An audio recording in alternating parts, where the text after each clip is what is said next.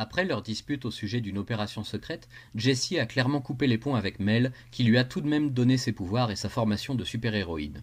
En désespoir de cause et ne parvenant toujours pas à renouer le contact avec la jeune femme, Mel se rend chez ses parents dans l'idée de l'y surprendre, ce qui est une réussite. Après quelques explications en privé, voilà nos deux partenaires rabibochés et prêts à en découdre à nouveau avec les vilains. Et justement, il se passe toutes sortes de choses ces temps-ci. Trafic d'antiquités subaquatiques, résurrection d'une banshee dans un musée, complot remontant jusque dans les hautes sphères de l'administration de la ville. Versema a de quoi travailler un bon moment et continuer de tester ses nouveaux pouvoirs, dont elle repousse chaque jour davantage les limites. Mel continue de veiller sur elle de loin et de la soutenir en cas de besoin, mais elle a toujours ses propres opérations à mener. Cependant, à présent, il n'est plus question de cachotterie, disons plutôt que chacune agit de son côté sans forcément en référer à l'autre.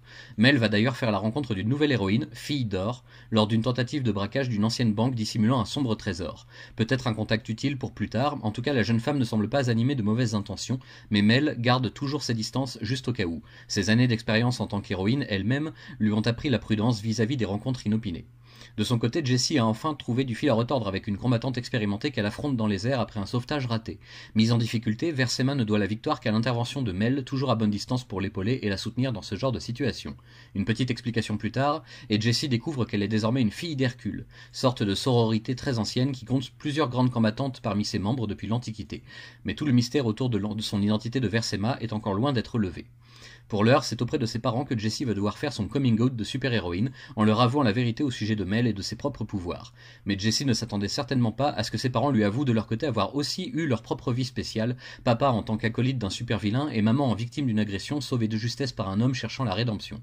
Ils se sont bien trouvés pour le coup, et Jessie sait à présent qu'elle peut compter sur ses parents pour la soutenir et lui permettre de partager les récits de ses aventures, ainsi et surtout que de lui fournir des alibis au besoin. Reste que l'ancien patron de son père pourrait bien redevenir une menace dans un futur pas si lointain, qui sait. Enfin, les filles d'Hercule se réunissent pour jauger les progrès de Jessie en Versema, et elles décident qu'une épreuve doit lui être imposée avant de pouvoir véritablement l'accueillir parmi les leurs. Est-ce que cette nouvelle péripétie aura un rapport avec le butin découvert par Mel dans la vieille banque secrète ? Nous saurons probablement tout cela une prochaine fois si le troisième tome vient apparaître un jour en tant en VO qu'en VF. En tout cas, une chose est sûre, cette série n'en a pas encore terminé avec les présentations de nouveaux personnages et les péripéties en tout genre. Bill Williams et Matthew Weldon poursuivent leur récit centré sur le duo formé par l'ancienne super-héroïne Mel et son héritière spirituelle Jessie en tant que Versema. C'est une histoire d'initiation, assez basique quand on n'y regarde pas de trop près, mais qui se révèle surprenante une fois qu'on y prête plus attention. Bien sûr, en 2 tomes, il est pour l'heure impossible de dire avec certitude que cette série révolutionne le genre, mais dans les sphères indépendantes, j'imagine que les deux artistes font bien parler d'eux et méritent une attention toute particulière. Merci d'ailleurs, comme à chaque fois, à l'équipe d'Alion Comics d'importer chez nous ces bonnes histoires qui seraient passées totalement à la trappe si on ne devait compter que sur les acteurs majeurs du marché.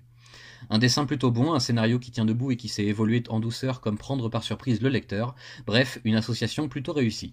Petit bémol toutefois pour l'adaptation de la version française, il y aurait bien besoin d'un léger travail de relecture avant la commercialisation finale d'un tome, car j'ai trouvé de nombreuses erreurs de mise en page qui gâchent un peu le plaisir sans que ce soit grave pour autant. D'ailleurs, il me semble que c'est un reproche récurrent que je fais aux parutions d'Alion, mais on ne va pas cracher non plus dans la soupe cette fois car on a quand même eu droit à ce second tome bien avant la date prévue, avec toute la meilleure volonté du monde derrière. On espère quand même un peu plus d'efforts pour le prochain, ce serait parfait.